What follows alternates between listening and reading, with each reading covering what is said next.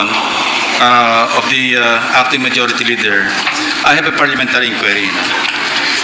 Yesterday, two motions were made. The first one made by Senator Villanueva, citing in contempt of the Senate the NBI agents who allegedly tried to prevent Senator De La Rosa from attending yesterday's session. And the second one concerning the proposed amendments to the rules a motion made by Senator Marcoleta. On the first motion, Mr. President, I would just like to ask how my vote was counted.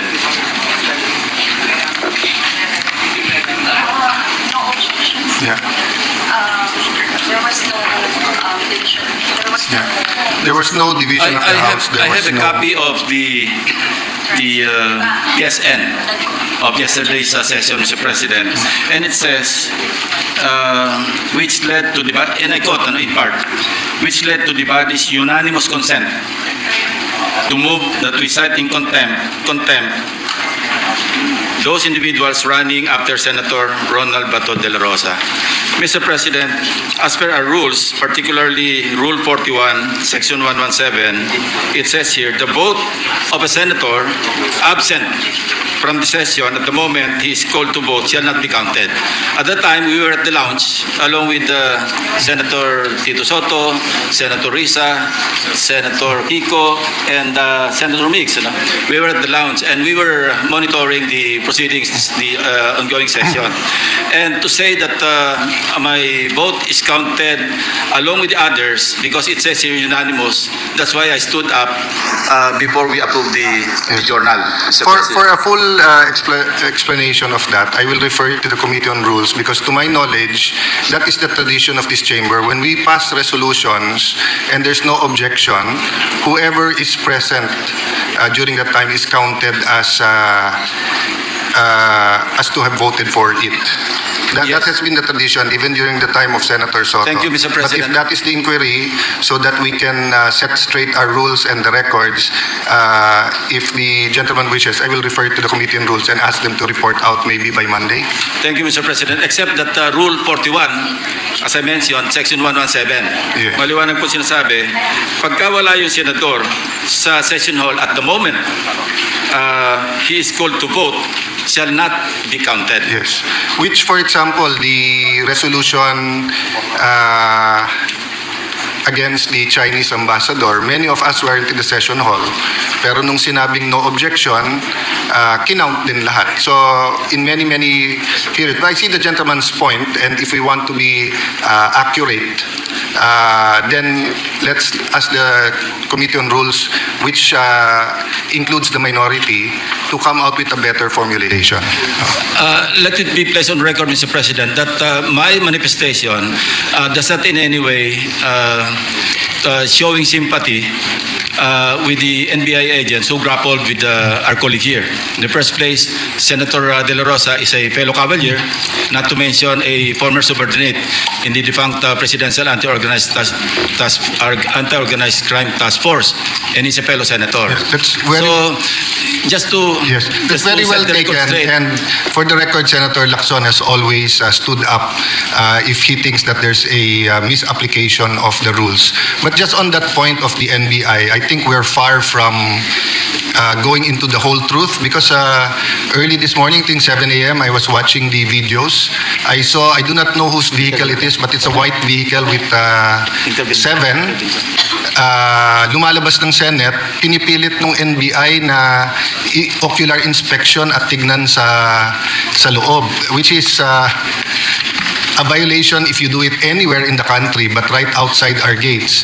So although we agreed with the NBI director for fact-finding, I think this issue is far from over. So I thank you, Senator Lacson, for making that nuance that you are talking about the rules, not the sentiment of the Senate to protect our integrity. On the substantive aspect of my manifestation, Mr. President, para lang hindi na maulit kasi meron tayong jurisprudence, yung ONG remember Lincoln Ong of the Parmali controversy? GR number 257401. Bago po ito yung leading case, March 2023. Sinabi ng Supreme Court, and I'll just mention the separate concurring opinion of the no less than the Chief Justice, Alex Gesmundo.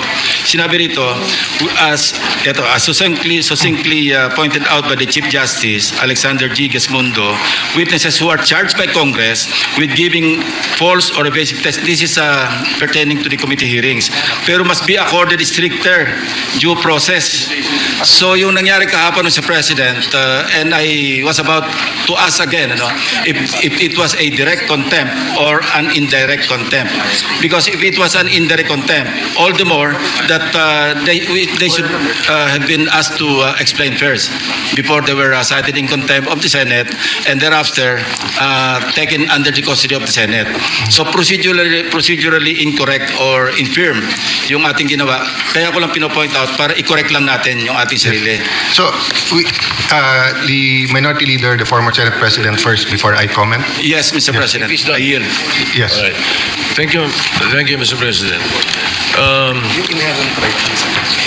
Do I take it that you mean that the practice that we've had before is that when a vote is taken and no one objects, those who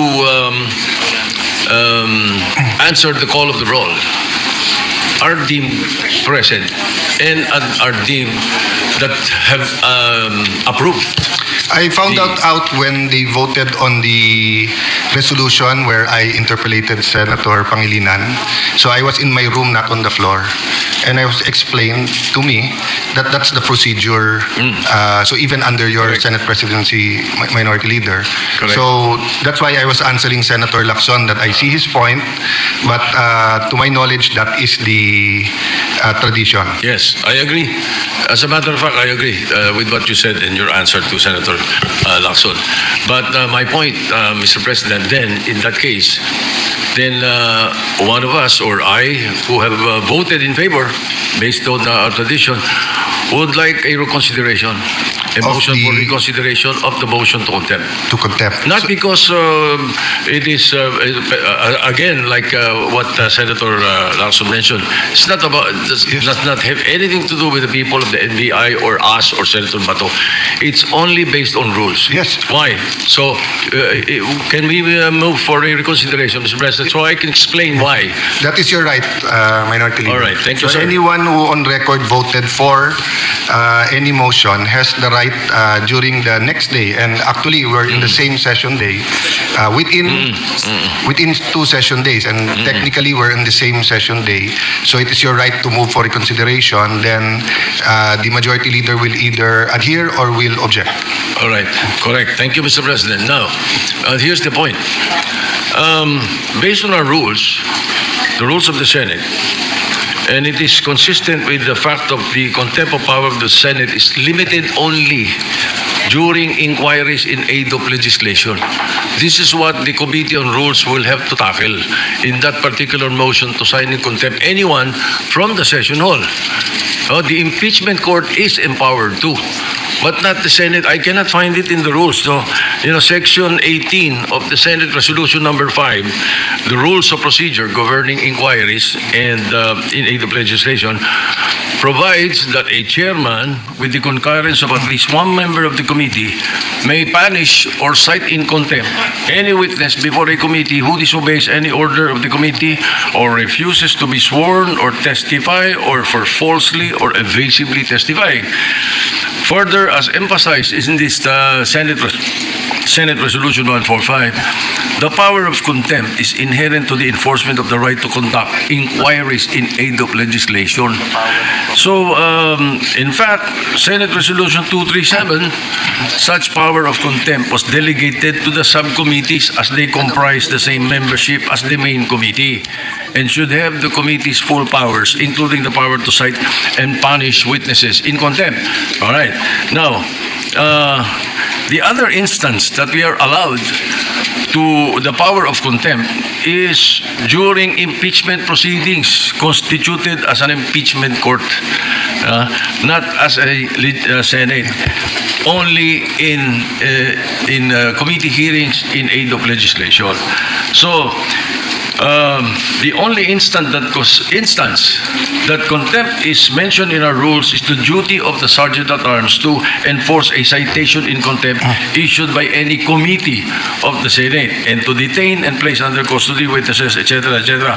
And the jurisprudence mentioned by Senator Lacson by the Supreme Court in Uyong versus the Senate of the Philippines, the Supreme Court discussed that concomitant to the power of legislature to conduct inquiries in aid of legislation is its power of contempt impliedly provided under the 1987 Constitution. So that is my point, Mr. President. So I think we should not approve the motion to contempt right away without consulting the Committee on Rules to find out whether this is correct or not. That we can only cite in contempt, the Senate can cite in contempt when we are in aid of legislation and we are in a committee. Maybe Before we have a ruling, let me Yes. just expound on the decision yesterday.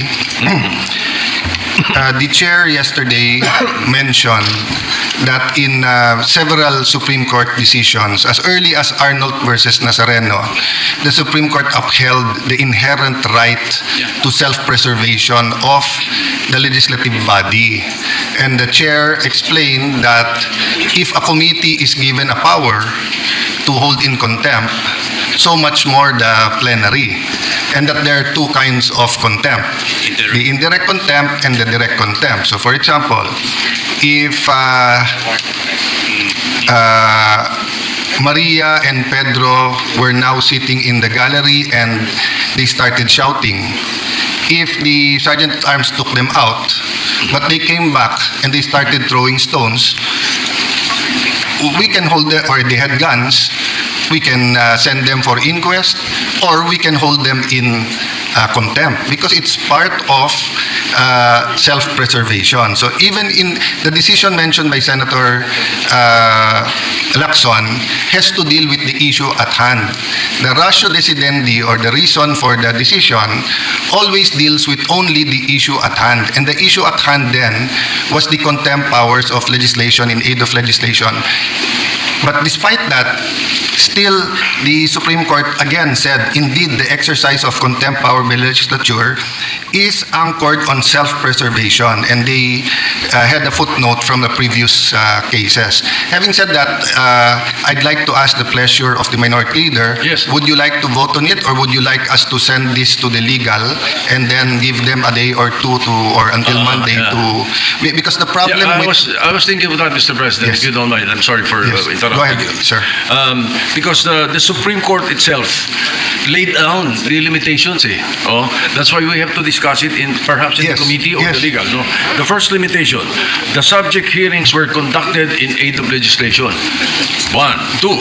Second limitation, the assailed rules are compliant with the publication requirement of Section 21, Article 6 of the 1987 Constitution. And the third limitation is that the committee failed to accord petitioners their constitutional right to due process relative to the conduct of its proceedings. Therefore, we were in plenary session yesterday, and then we were suspended when this event was being discussed. So, again, the pleasure, really, Mr. President, if you do not mind, is that we refer the motion Yes. to the Committee on Rules. We are in agreement, but just to explain, one example I gave yesterday, even if it wasn't in the rules of court, or even if there's no precedent, if we were in the Supreme Court, and while they were in hearing, I ran after or tried to arrest or tried to mug one of the justices, they can hold me in direct contempt because it's really about self-preservation. So the events yesterday was so grave that yes, we need cooler heads because we really have to discuss the problems of agriculture, the problems of the economy, problems of transportation. Naghihirap talaga mga kababayan natin.